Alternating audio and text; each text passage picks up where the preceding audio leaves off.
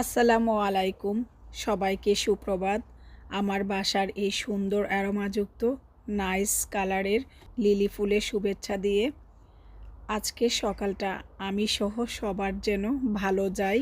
আর সবাইকে সকাল সকাল এই ফুলগুলো দেখিয়ে শুভেচ্ছা জানানোর অর্থ এটাই, সবার জীবনে যেন এরকম ফুলের মতো সুন্দর মুহূর্ত আসে, আর সঙ্গে যেন সবার মনটাও এরকম ফুলের মতো পবিত্র এবং নিষ্পাপ হয়।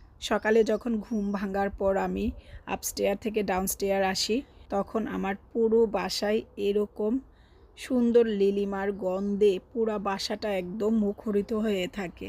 সবার সাথে আমার এই লিলি ফুলের সৌন্দর্যটাই শেয়ার করছি, এর সুবাসটা শেয়ার করতে পারছি না।